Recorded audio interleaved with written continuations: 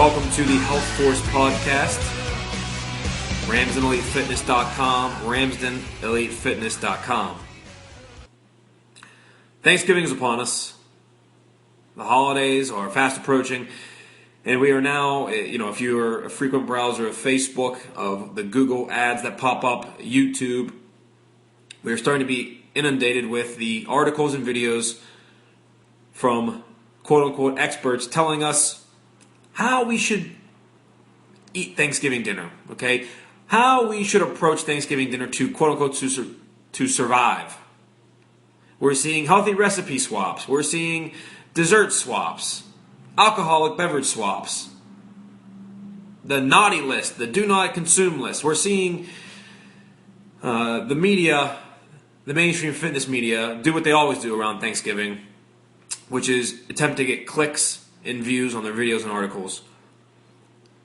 The best way to do that, obviously, is to create controversial headlines, to create videos in which they're going to tell you that you're doing it all wrong and here's how you should actually do it. And unfortunately, Thanksgiving, Christmas, which we'll see in a month, they fall victim to these individuals. Okay, just like individuals in the fanatical movement treat gluten, treat dairy, treat peanuts, artificial sweeteners, sugar, just like they treat all of those things as the enemy and villain. Individuals that want to radically change your holiday, I would argue do the same thing. And that's why after, we're going to start today's podcast with a video, and after the video, I'm going to give my 2 cents on how I treat the holidays. And what you're going to hear from me is going to be vastly different from the mainstream advice that you're going to see all over the internet. And let me tell you something, my way is a lot better, it's a lot more fun too. But to start things off, we have a video here from Autumn Calabrese. It's on just her YouTube page. Don't know her, she seems like a nice lady. This video is actually from 2014, but it's still relevant. It's called How to Survive Thanksgiving Dinner, the 21-day fix approved recipes. Now, the 21-day fix is a program from the Beachbody crowd, and if you have been listening to my program, you know how I feel about Beachbody and Shakeology and the supplements and programs that come from these sorts of organizations. So I'm not going to be a fan of this video, and I'll explain why. As I always do, I'll insert my commentary throughout. But let's hop into the video. This is what the 21-day fix. This is how you should treat Thanksgiving according to them. Happy Thanksgiving! The holiday season is here, and I'm showing you how to survive the Thanksgiving feast. All right, I want to stop right off the bat because I think this is very important. Again, you see these buzzwords that people are using to generate clicks and views. How to survive Thanksgiving, as if you do what most people do on Thanksgiving, as if somehow that's so negative for you that oh my God, you won't survive if you consume potatoes and you have dessert and alcohol. Oh my, you will never survive. So we have to. You already start to see. It's almost like propaganda, right? They're almost setting the stage as a false narrative, as if every single one of us does such an atrocious job on Thanksgiving. That's why we're all overweight. That's what it is. It's Thanksgiving. Who would have thought?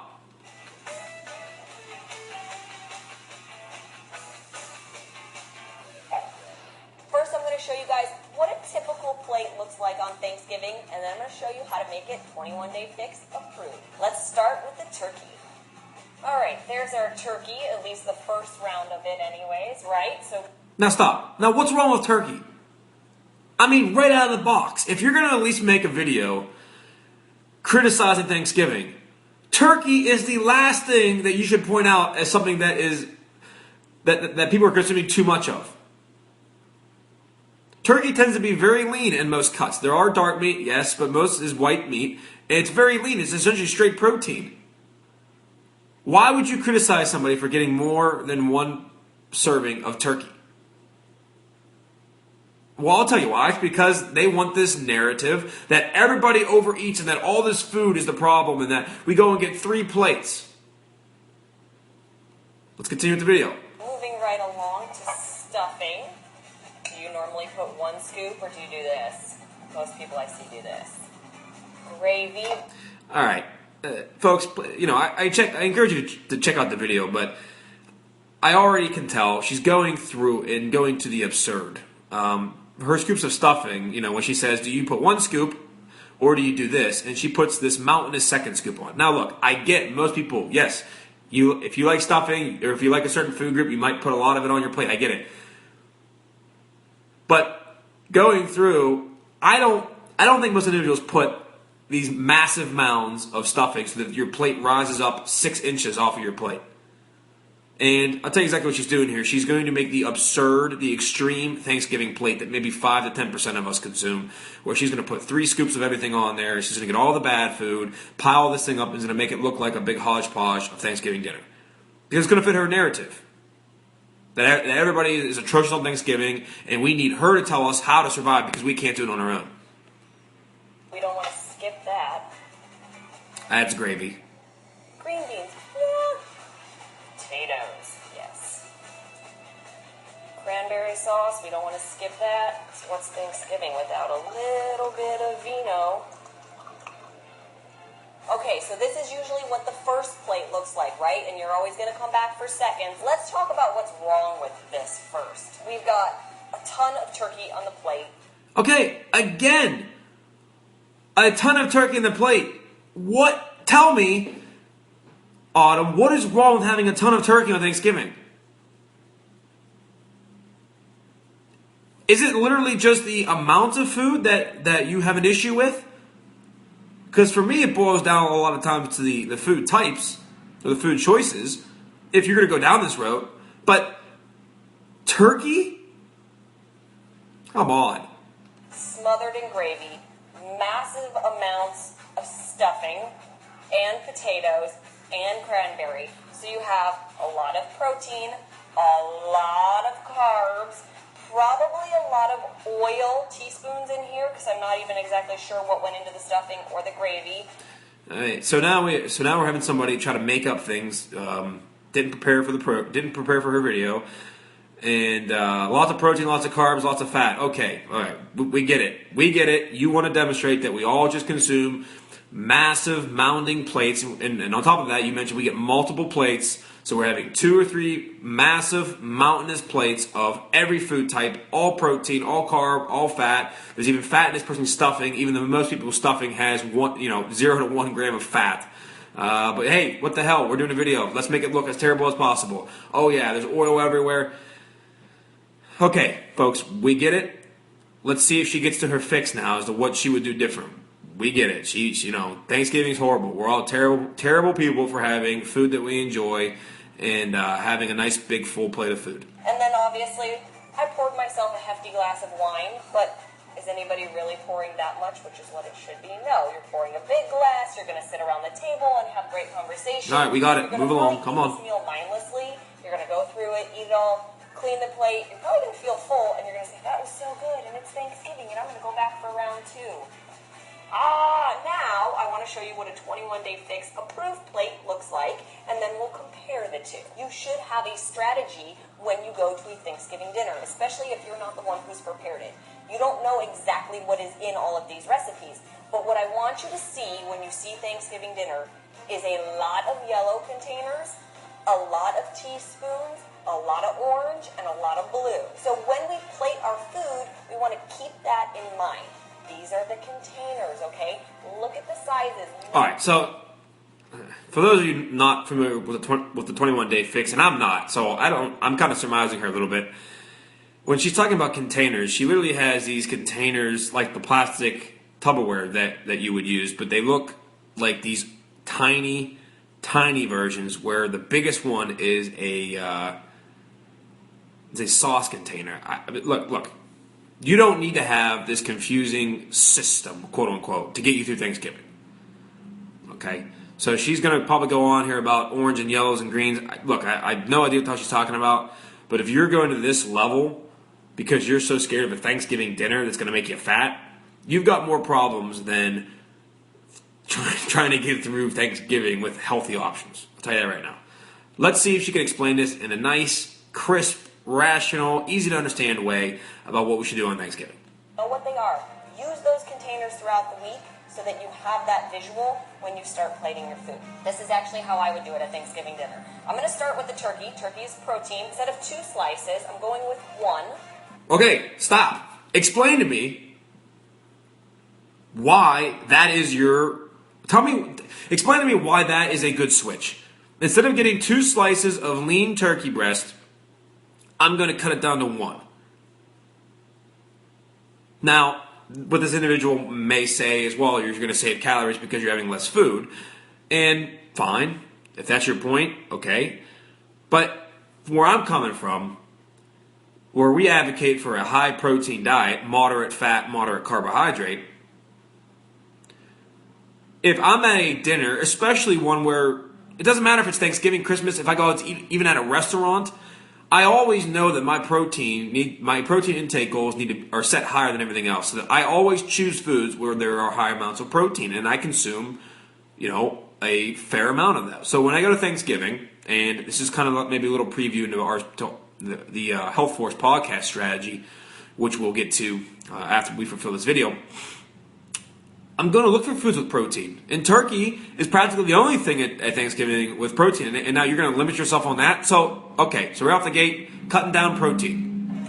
That's 1 red container right there. I'm going to do a tiny little bit of stuffing on my plate. Green beans, 1 big scoop.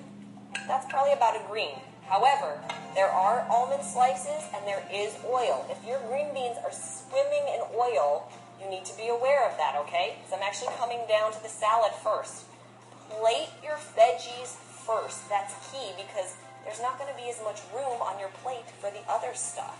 And you see. All right, so we see where she's heading. A high vegetable meal, everything else limited. And my disagreement isn't going to be necessarily that her plate is, I agree with her that it's a more healthy plate that she's building than the one that she created earlier with the mountainous scoops of food, especially when you're putting your plate, it looks like 50 to 60% full of green vegetables. Okay, you're going to consume less calories, obviously, in that plate. But let me ask you guys something for a second, and I want everybody to be honest. Okay, don't give an answer that you would think or that you'd like to give or would hoping you'd give. Give an honest answer here when I ask this.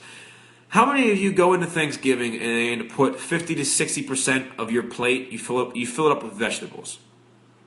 Because I'm going to be honest with you. Look, I'm in this industry. I'm a health and fitness professional, and I don't go into Thanksgiving and put 50 to 60% vegetables on my plate. And do you want to know why? Because I like things like potatoes. I like potatoes. I don't like stuffing, actually. But I like, obviously, turkey. I like both mashed potatoes, cheesy potatoes, sweet potatoes. I'll have 2 or 3 different potatoes on my plate. It is what it is. Yes, I'll have some vegetables, but it's not going to be half of my plate. And I would reckon that the vast majority of the audience here doesn't do the same thing. We just don't. Okay, Thanksgiving is a time for enjoyment. It's not time to. Oh, well, I shouldn't eat bad food right now. I should be good. Most people don't get into that mindset. How much room just the 2 vegetables took up on the plate? Now I'm going to come back. Cranberry sauce, I'm going to do a tiny little bit. I like the flavor, but I don't need to smother my turkey in it. I'm skipping the gravy altogether. I don't need gravy on it. I actually like the turkey, like the cranberry. I love sweet potato casserole. There's not as many marshmallows on this one as I've seen. So that's a good thing. But nonetheless, I don't need a whole bunch because you know what? I want pumpkin pie at the end of this. And yes, I will have wine because it's a holiday and we're celebrating. Here is my much healthier 21-day fix approved plate. So what we have here... Okay, so that's her plate. 50% vegetables. There's a very, very tiny scoop of stuffing, very, very tiny scoop of sweet potato casserole, 1 slice of turkey with a little bit of cranberry sauce on it. Okay, I don't know anybody out there, honestly, that's going to consume that for Thanksgiving and be happy about it. Let's put it that way, and be happy about it. I would say maybe 15% of the audience, 15% of the population would legit build a plate like that and consume it. And I think that's even high when you start talking about the overall population. But those that are health conscious, trust me, it's not even high among us that are going to go build a plate like this. So the narrative is we all consume multiple plates of food. It's all bad food. So what we're going to do instead, cut all the bad food out. Now we're just going to give ourselves lots of vegetables and small serving sizes. And from a logical point of argument, I'm not going to argue with her about it. I actually, I agree. Her plate is going to be a lot healthier for you than a plate that traditionally you would build on Thanksgiving. Okay? But now we're going to segue into my personal philosophy, Thanksgiving, holidays, and I want to speak to the audience, and I want to speak directly to you guys, because this is a topic that it's personal, it's emotional, because you're around friends and family, good vibes, bad vibes. It just depends, on your circumstances. But it's a time for gathering. It's a time for gathering. Among some very smart people that I discuss nutrition with, health with, there's a theme that all of us seem to agree with and promote, and that is that you should not live your life because of your health habits. You perform or indulge in your healthy habits because you want to live life. And I think that's very, very important. That is not the same thing. Okay? You cannot reverse that statement and mean the same exact thing. And I'll explain it a little further here. If you're living life to be healthy, like if that's your purpose, okay, if that's one of your main overarching goals is to just everything that you do gets filtered through that, it becomes dangerously close to becoming an obsession. And anytime you have an obsession, it has the possibility of damaging you as an individual. I'm not into this, hey, we can't ever consume bad food crowd. I'm never in that crowd. Never. I am extremely opposed to that.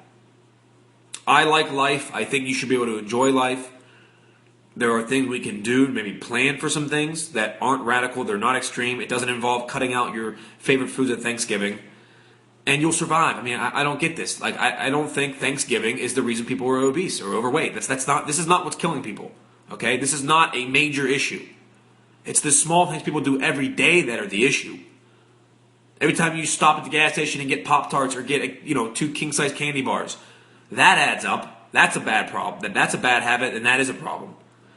Going and getting a full sugar Mountain Dew every time you stop somewhere. Okay? 75 grams or so of sugar every single time, every day, that is a problem. That is something that will lead to overweight and obesity over time. But Thanksgiving? No, it's not. So, I think it's very important that people separate healthy habits and then enjoying life. There are some things where that would cause you to come into conflict with those two points of view, and you're going to have to choose one or the other. Either you're going to make a healthy habit choice 100% of the time, or you're going to make living life a priority 100% of the time. Thanksgiving is one of those that's going to put you in a conflict. You're either going to enjoy yourself with dessert, with alcohol, with your favorite high carbohydrate foods, high fat foods, low protein foods. You're either going to indulge in that and enjoy yourself that day, or you're going to do what Autumn recommends, and that is, no, I'm healthy first before enjoyment. So I'm going to suffer a little bit in the enjoyment category, and I'm just going to get a plate of vegetables. Okay. To those of you that think, well, can't you do both? And to that, I think yes. I actually think to a certain extent you can be both healthy and enjoy yourself, but it's about context and situation. And this is going to be a nice lead into my strategy on Thanksgiving. I will give here in the next few minutes and over the course towards the end of the podcast my personal strategy, folks.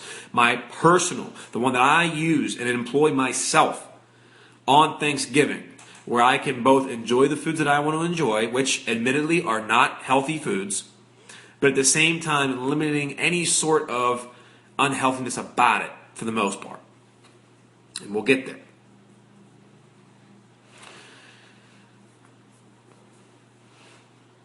I reject healthy food recipe swaps for the most part. They often come out tasting like crap, and so you shave off some enjoyment and taste for health. Okay, not a fan of that. So if that's something that you usually do, look, I encourage you. This is one day of the year.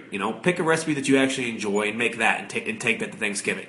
And if you're if you're an individual that wants to make a healthy green bean medley or something, and you take it to Thanksgiving, don't go with the expectation that everyone's going to eat it. Okay, I feel like that's another thing. People, when they make these healthy swap recipes, they're almost offended that their food isn't eating at Thanksgiving. Well, let me tell you something. People aren't going to go for the healthy medley over sweet potato casserole. It's not going to happen. So I am not a fan of healthy food swaps for the most part, because they taste bad. Because you're removing all the things that taste good in order to try to make a healthier option.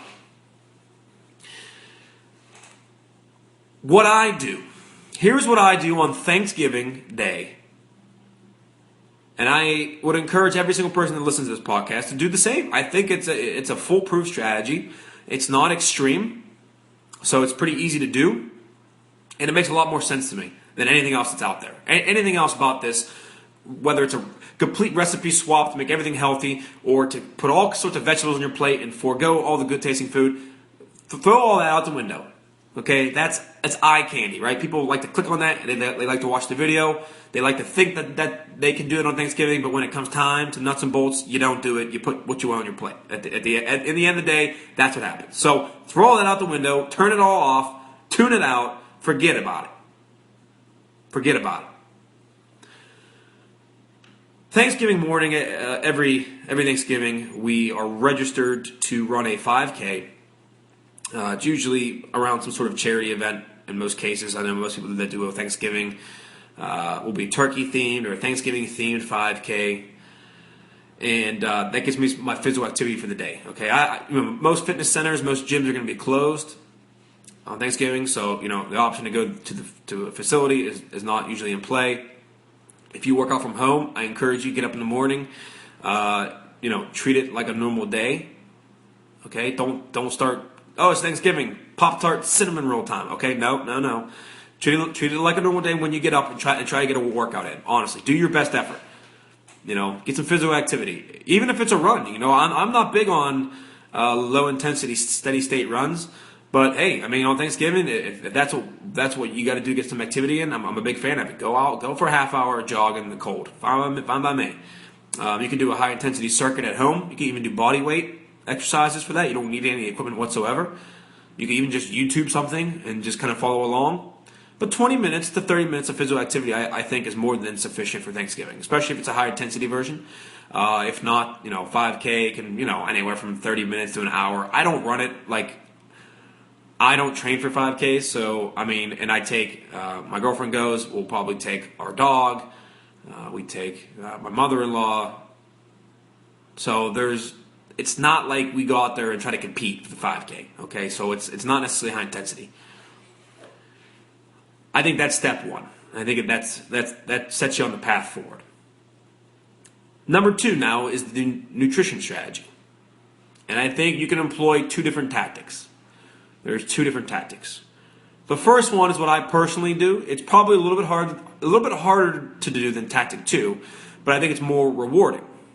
And that is to intermittent fast the day of Thanksgiving. Okay, for intermittent fasting, those of you unaware, it's essentially taking, instead of looking at your meals as breakfast, lunch, and dinner, or anything like that spread throughout the day, you're going to break down your 24-hour day into a feeding window where you can only consume food between a set amount of time. Okay, what I typically do then, for my intermittent fasting, I'll have either a very light breakfast or some sort of coffee, water, maybe some fruit. Since we're going to be engaging in physical activity, a protein shake it would be a great start to the day too. But after that, I won't consume another calorie until appetizer time, about 3 o'clock. 3 o'clock. So what that does is, if I'm up early, 6 or 7 a.m., I have something small then, but then I'm going 8 hours without any calories. No drinking calories, no eating calories, nothing till about 3 o'clock. That's usually, if dinner is usually served around 5 or 6, The appetizers come out about 3. The dips and chips come out about 3. That's when I'll begin to feed. Before that, nothing. So, I'll indulge in appetizers. I don't go crazy on appetizers. I'm not somebody that's like, oh, I'm starving, now I need to eat all the chips in the world. No, I don't do that. I try out a couple different things. But I know dinner's coming, so it's not like I am thinking this is all I'm going to have for the entire day to eat. Once dinner comes, I get whatever the hell I want on my plate.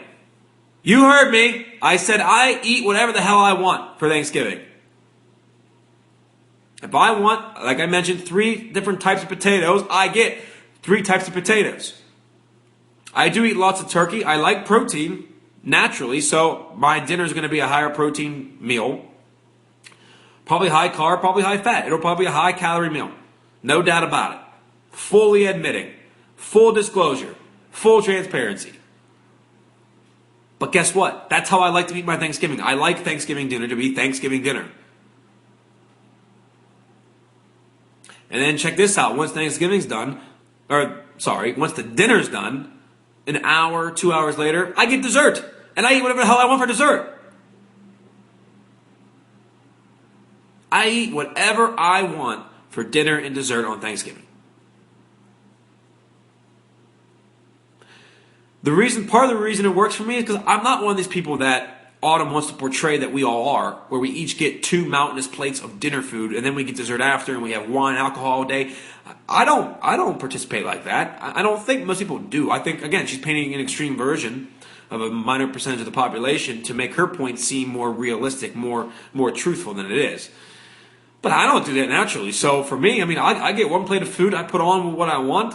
I may go back for seconds if I like one dish. But like she mentioned, I'm usually full. I'm full by that point. I am. And, for me, the normal reaction is if I'm full, I don't eat more food. I just don't. But I get on that 1 plate. It's a full plate, and it is, whatever I want. And let's estimate it. Let's say calories. I would say probably in a worst case scenario, the entire plate is about 1,500 calories on one meal. In a worst case scenario, probably 1,000 to 1,500 calories, somewhere in that window.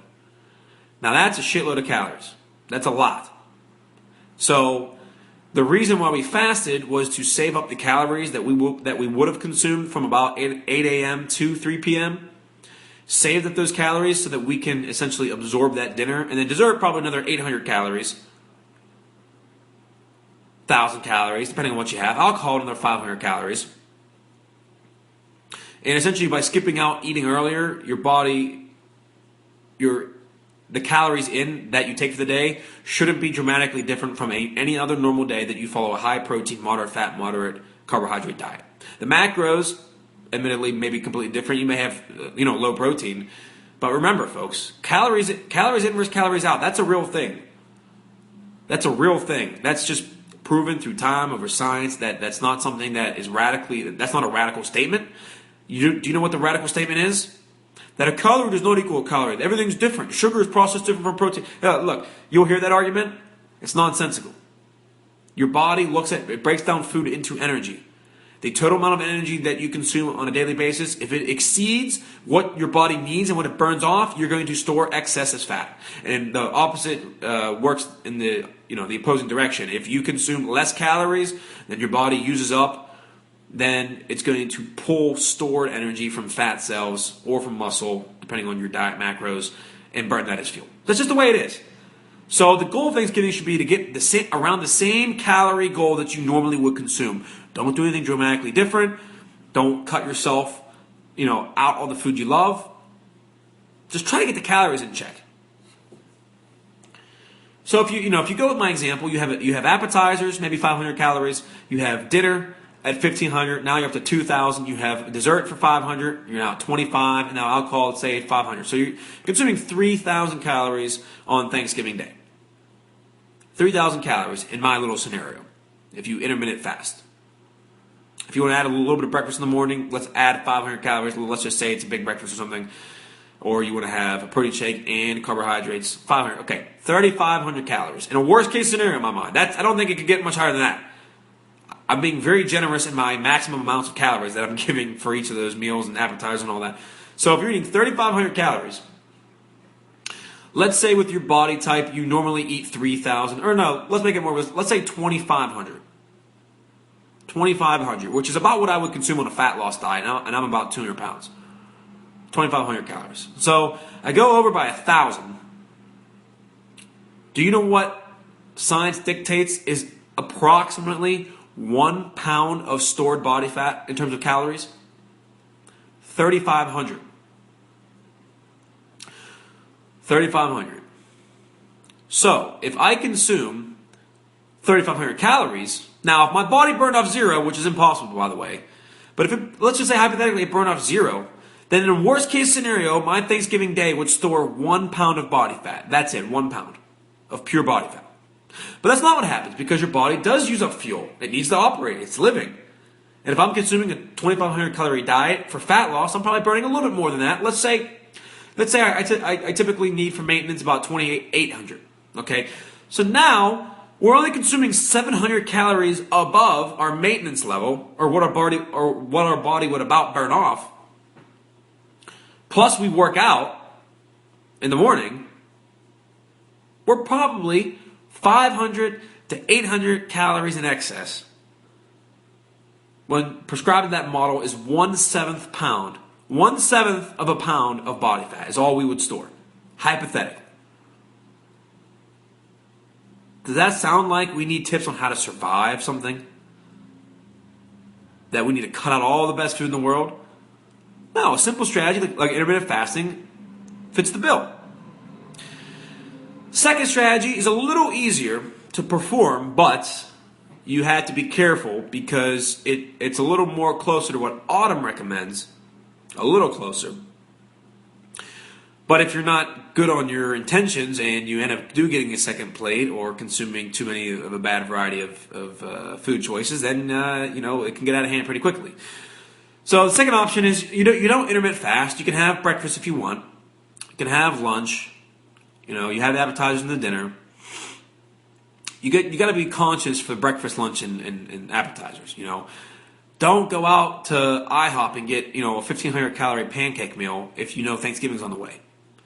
Don't have lunch be hamburgers and French fries everywhere if you know you've got Thanksgiving coming. Try to be a little smart about things. Plan ahead a little bit.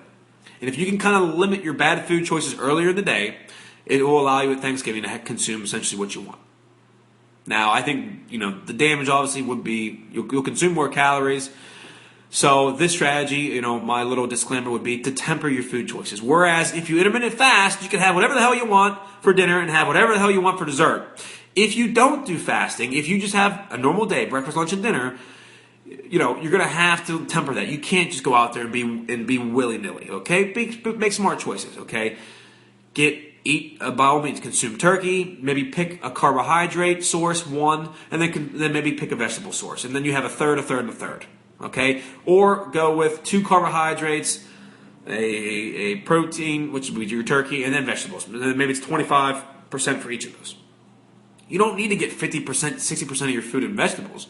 Not to that extreme, but you probably should temper it down a little bit and make some low-calorie choices so that it fills you up and it keeps your calorie count in check. So that's my 2 strategies that I employ for Thanksgiving, and I will be employing number 1 personally. I will be doing my intermittent fasting. I've done it now. It's very rewarding. It's very rewarding. I am able to enjoy myself on a holiday in which I actually do. I enjoy the recipes. I love potatoes. I love desserts, pumpkin pie, pecan pie, cookies, brownies. I like all that stuff. And this strategy that I use is not it's not necessarily extreme. And for those of you who think fasting is extreme, cut me a break. Cut me a break. You can go 8 hours without having any sort of food. Okay? Intermittent fasting is not extreme, especially for one day, for God's sake. I'm not telling you to do it for 30 days in a row. One day.